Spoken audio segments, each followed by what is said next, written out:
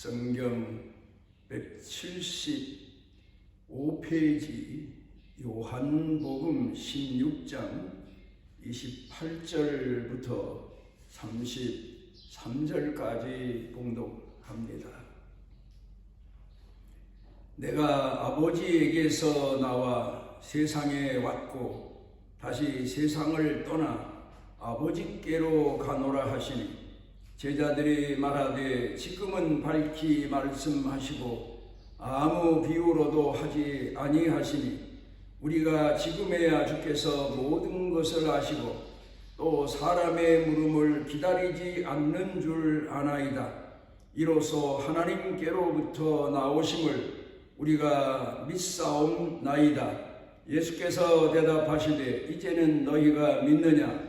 보라, 너희가 다 각각 제 곳으로 흩어지고 나를 혼자 둘 때가 오나니 벌써 왔도다. 그러나 내가 혼자 있는 것이 아니라 아버지께서 나와 함께 계시느니라. 이것을 너희에게 이르는 것은 너희로 내 안에서 평안을 누리게 하려 함이라. 세상에서는 너희가 환난을 당하나 담대하라. 내가 세상을 이기었노라.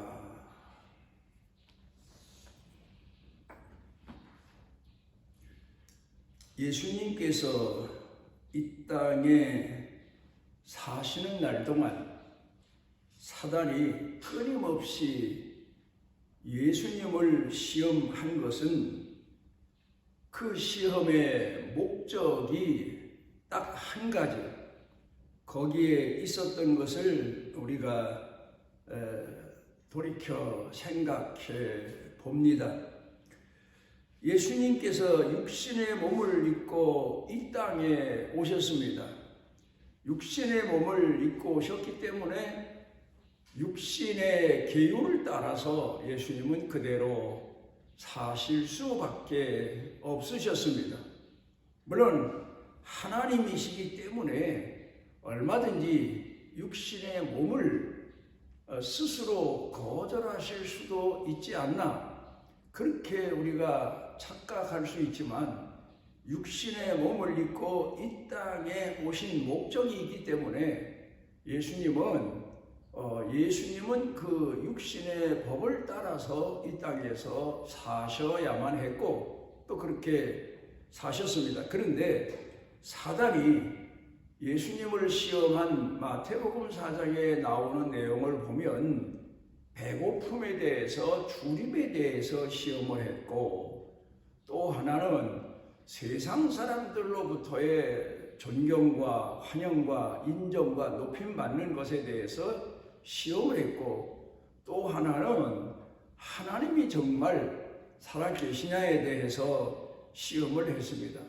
그런데 이 세 가지는 첫 번 시험에 불과한 시험이지, 그 다음에 사단이 예수님을 따라다니면서 사단이 직접 시험한 적도 있지만 다른 사람들을 통해서, 측근을 통해서, 가까운 사람들을 통해서 시험하신 시험이 많았습니다.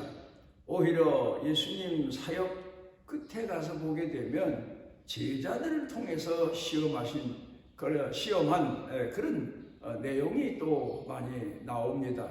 그러니까 사단이 예수님을 시험한 목적은 결국 십자가를 포기하도록 하는데 있었던 것을 우리가 알 수가 있습니다. 예수님이 이 땅에 오신 목적은 십자가에서 제물 되시기 위해서, 죄인들의 죄를 대신 갚으시기 위해서 이 땅에 오셨는데, 그 목표를 사단이 알았기 때문에 계속해서 예수님을 시험해서 어떻게 하든지 십자가의 길로 가지 아니하시도록 그렇게 시험을 했던 겁니다. 그러니까 십자가보다는 이 세상의 것으로 예수님을 시험해서 넘어지게 하고, 그리고 죄인들을 구원하시는 구원의 목표를 이루지 못하시도록 그렇게 사단이 시험을 했던 겁니다. 세례 요한이 예수님을 소개할 때에 그가 군중들을 향하여서 외친 내용이 회개하라, 천국이 가까웠다. 그러니까 죄를 깨닫는 자, 죄를 깨닫지 못한 자도 죄를 깨닫고 돌이켜 회개하라. 그리고 오시는 천국의 주인이신 예수님을 영접하라. 이제 그런 내용으로 회개를 외치고, 그리고 그 앞에 오는 사람들에게 세례를 통해서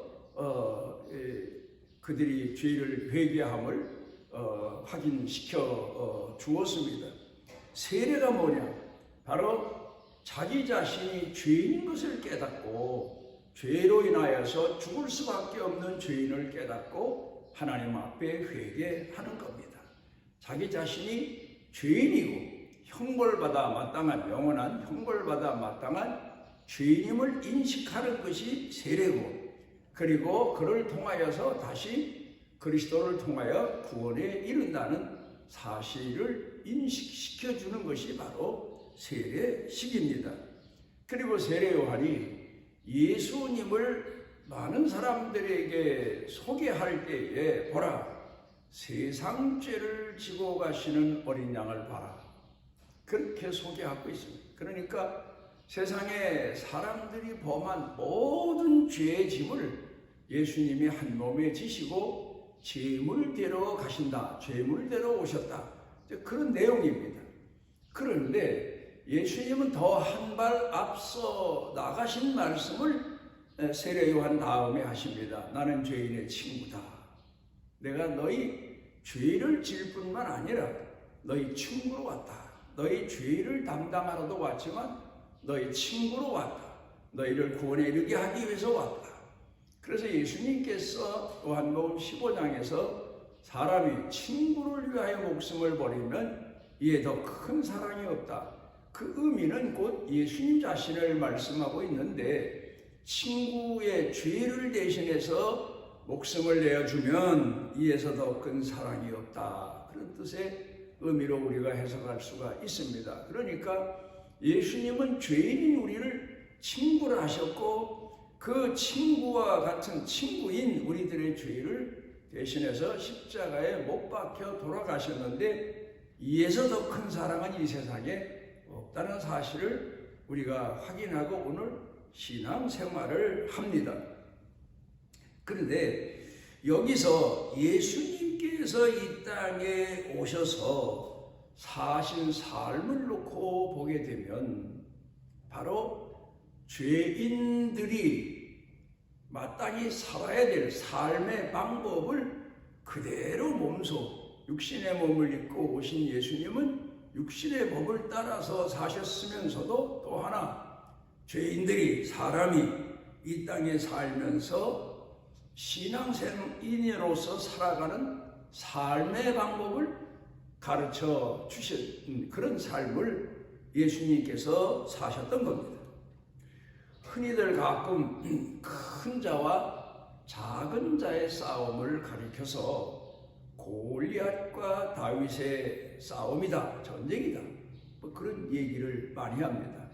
아주 예전에 60년대에 이스라엘과 아랍과의 연맹된 전쟁에서 골리앗과 다윗의 전쟁이다, 그런 말들을 했습니다. 그런데 오늘 이 내용에 대해서 우리가 한번 깊이 생각해 볼 필요가 있습니다. 골리앗은 블레셋의 장수입니다. 그리고 그는 사람들이 당할 수 없는 힘을 가진 장수입니다. 그리고 사람들이 들 수 없는 무기, 칼을, 엄청난 무거운 칼을 들고, 그리고 세상을 호령하고 세상을 정복하고 이스라엘을 침략하는, 이 세상에서는 그 어떤 사람과도 견줄 수 없고 비교할 수 없는 모든 힘과 권력, 능력을 다 가진 자입니다. 그런 자가 이스라엘을 침공해 온 겁니다. 그런데 이스라엘은 얼마나 약한가 하면 그 앞에서 왕도 무릎이 떨릴 정도였고, 그리고 그 이스라엘 군대의 장수들도 무릎이 떨릴 정도였고, 소식을 듣는 모든 사람들이 다 두려워 떠는 상황이었습니다. 그런데 이런 골리앗을 대항하여 나온 사람이 바로 소년 다윗인 것을 성경은 말씀하고 있습니다. 그러면 이 다윗은 골리앗이 이스라엘을 침공해 왔다는 소식을 들었을 때에 다른 사람 모두가 다 두려워하는데 다윗은 두려워하지 않았을까? 저는 그 점에 대해서 곰곰이 생각을 해봤는데 아닌 것 같습니다. 다윗도 자기 형들, 자기보다 힘이 세고 나이도 더 먹고 인생 경험도 더 많은 사람들, 나라의 왕과 장수들도 무릎이 떨리는데 다윗 혼자 골리앗을 두려워하지 않았다. 그건 다윗을 너무 과대평가한 내용이지 않나 그렇게 생각합니다. 다윗도 인간입니다. 소년입니다. 그런데 어찌 큰 자를 보고 힘인 자를 보면서 두려워하지 않겠습니까? 그런데 다윗과 그 당시에 사울 왕과 그리고 다른 장수들과의 차이가 뭘까? 차이점이 뭘까? 다 두려워하는데 그건 바로 다윗은 하나님께 기도했다. 그렇게 생각합니다. 하나님, 이 문제를 어떻게 해야 되겠습니까? 우리는 하나님을 의지합니다. 여호와 하나님을 의지합니다. 하나님의 백성입니다. 하나님께서 이 문제에 대해서 지혜를 주시고 이 문제에 대해서 원수를 골리앗을 물리칠 수 있는 능력을 주십시오 하고 기도할 때 하나님의 신이 다윗에게 임하면서 다윗에게 지혜를 주셨던 것으로 봅니다. 다윗은 요새로 말하면 군대로 말하면 이 골리앗은 백병전이라고 그러죠. 육탄전으로 나온 겁니다. 나를 당할 자 나와라. 나는 너희를 다 쓸어버릴 수 있다. 자기 힘을 과시하며 나왔습니다. 그런데 그런 골리앗을 향해서 다윗에게 하나님이 주신 지혜가 뭡니까? 오늘 군대로 말하면 공중전을 주시지 않았나 저는 그렇게 생각합니다. 물맷돌을 가지고 나와서 그 물맷돌을 통해서 여호와 이름으로 골리앗을 향하여 나아갈 수 있는 용기도 주셨고 그리고 지혜도 주셨고 그래서 다윗이 던진 그 물맷돌이 골리앗의 이마를 명중하면서 골리앗이 쓰러져 죽게 됐고 그로 인하여서 전쟁을 승리하게 했던 것을 볼 수 있습니다. 이 점을 생각하면서 하나 생각해 봤습니다. 왜 하나님께서는 예수님이 이 땅에 오실 때에도 아주 가난한 자로 오셨습니다. 생계조차 이어가기 힘든 그런 가난한 집안 같습니다. 얼마나 가난한 집안이었으면 예수님께서 남의 집에 마구간을 빌려서 탄생하실 정도였겠습니까? 가난한 자로 오셨습니다. 그리고 가난한 자로 사셨습니다. 목수의 아들이라고 합니다마는 얼마나 가난하게 사셨는지 모릅니다.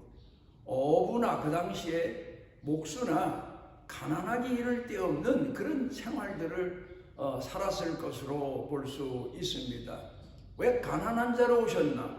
그리고 왜 약자로 오셨나 하는 겁니다. 그건 바로 육신의 몸을 입고 이 땅에 오셨기 때문이기도 하지만 가난한 자와 고통당하는 자, 병약한 자들의 친구로 오셨기 때문에 그렇게 사셨던 것을 볼 수 있습니다.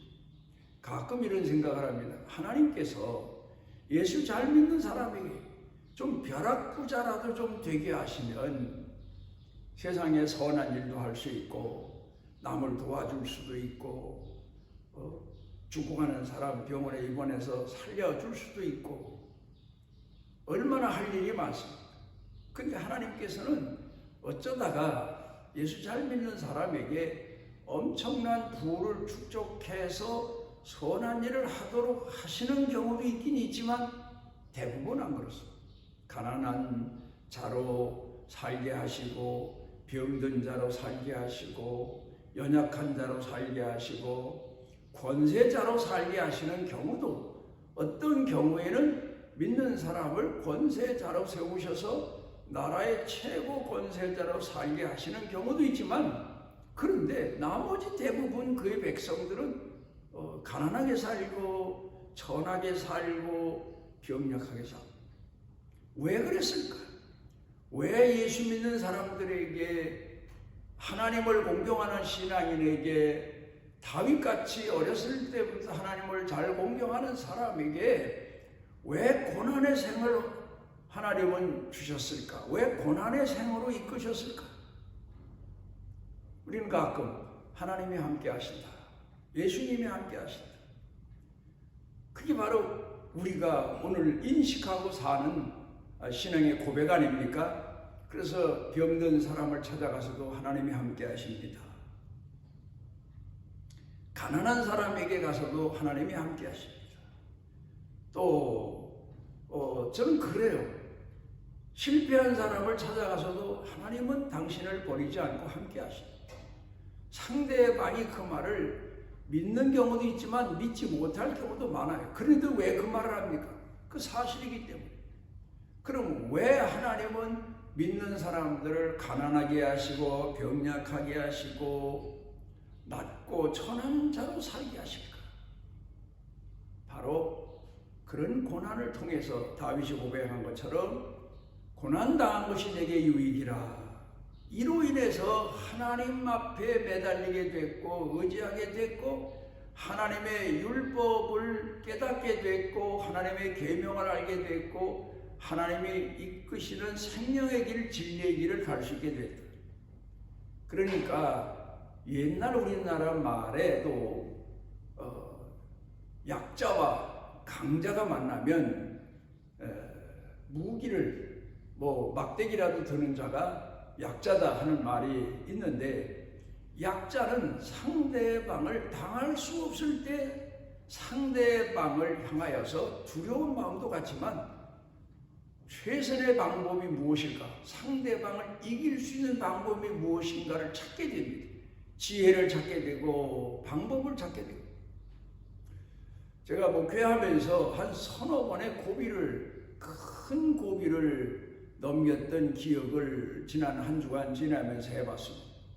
그런데 그때에도 방법은 하나님이 주시는 지혜밖에 없습니다. 그 예 중에서 하나, 신천지의 공격을 받았을 때에 밤에 잠을 이루지 못하고 기도하게 되고 그러다가 잠이 들었는데, 내가 걸어가는 길이 끝까지 쭉 보통 길처럼 갈 수 있는 길이 아니고, 길을 걷다 보니까 앞에 3층이나 더 되는 그런 건물 하나가 딱 막아섰습니다. 방법이 없습니다. 집을 넘어서 지나서 더 길을 가야 되는데 큰 집이 길을 막고 있습니다. 그런데 그 집 앞에 가서 보니까 문도 없어요.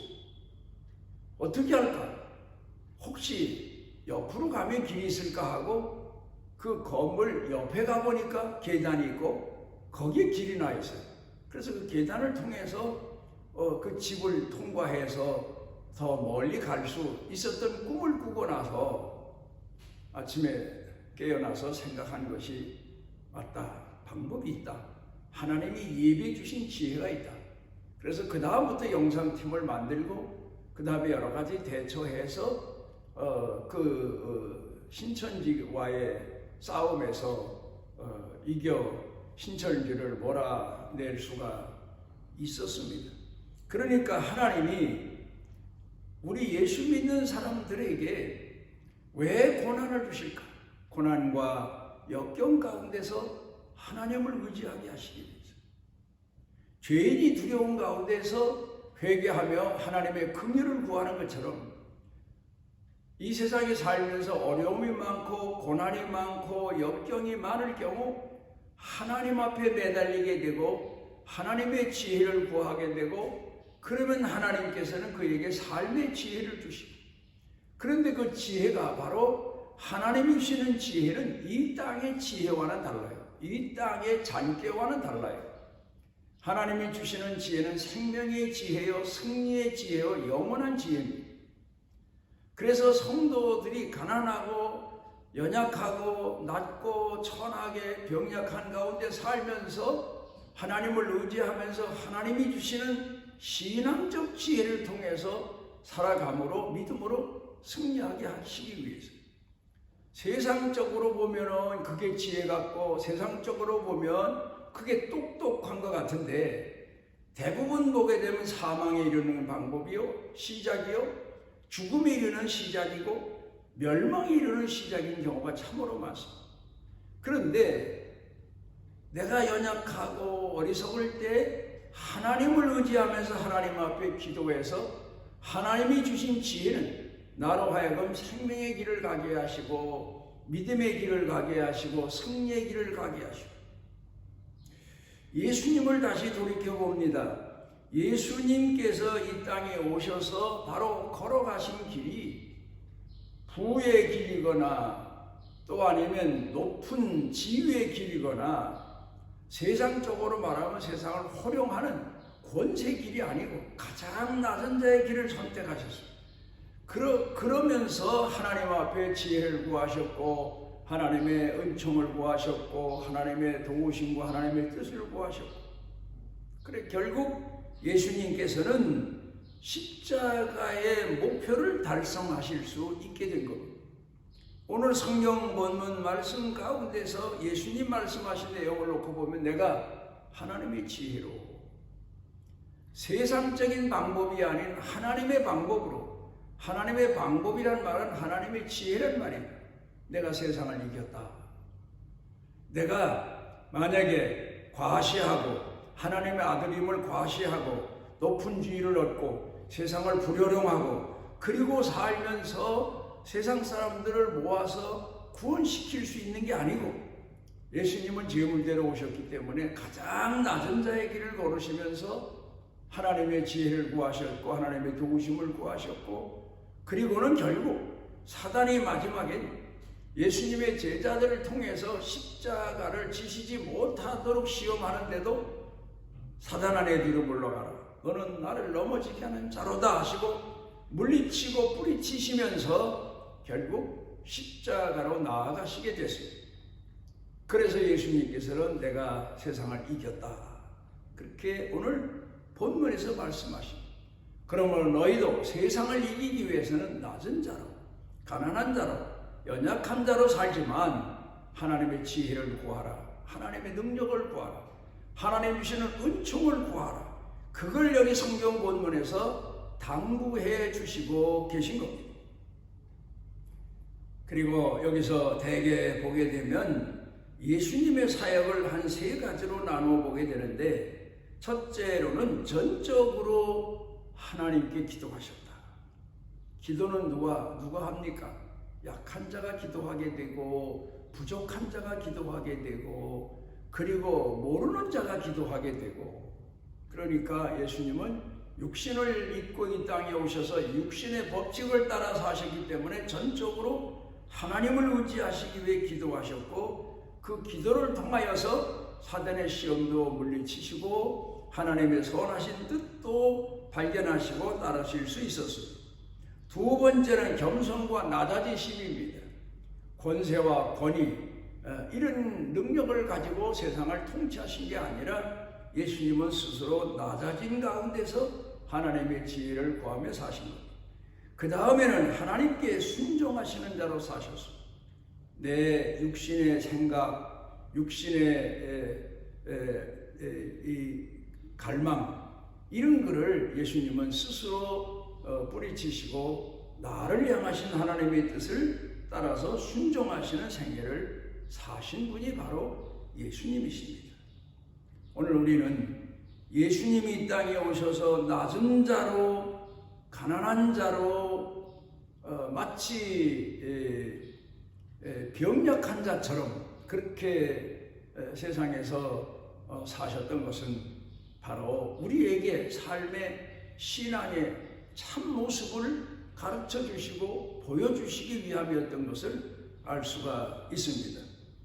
오늘도 우리가 이 땅에 살면서 어려움과 시련과 역경을 당하는 것이 실패한 것이 아니라 오히려 하나님을 의지하고 하나님과 동행하기 위한 그런 삶의 지혜요. 하나님이 주신 지혜요. 그게 바로 그렇게 살면서 감사할 수 있는 신앙인에게 주신 생명의 능력인 것을 우리가 기억하고 감사하며 오늘을 우리도 이기며 살아갈 수 있는 신앙인이 되시기를 바랍니다. 우리를 사랑하셔서 주의 전에 이르게 하시고 예수님이 우리에게 보여주신 삶의 지혜, 삶의 능력을 깨닫고 가슴에 새길 수 있도록 은혜 주셔서 감사드립니다. 주님, 기도하옵는 것은 우리가 이 땅 마지막 순간까지 믿음으로 살아서 우리를 향하신 주의 구원의 은혜가 이루어지고 우리 자녀 자손들에게 이 구원의 은혜가 전해질 수 있는 은혜와 은총을 더하여 주옵소서. 예수님 이름으로 기도드리옵나이다. 하나님 여호와께서 그 날개 아래 보호를 받으러 온 내게 온전한 상 주시기를 원하노라. 죄인인 우리의 친구로 오셔서 우리를 부르시고 우리를 이끌어 주시고 우리 죄를 모두 다 담당하시고 십자가에 못 박혀 돌아가신 우리 주 예수 그리스도의 무한하신 은혜와 아버지 하나님의 만극하신 사랑과 우리 속에 오셔서 때마다 깨닫게 하시고 감사하게 하시고 생명의 길, 믿음의 길을 지치지 않고 걸어가도록 이끌어 주시는 성령님의 능력의 은총이 사랑하는 자녀들 생각, 마음, 영과 육 사는 생활 중에 넘치고 넘치도록 함께 하시기를 축원합니다.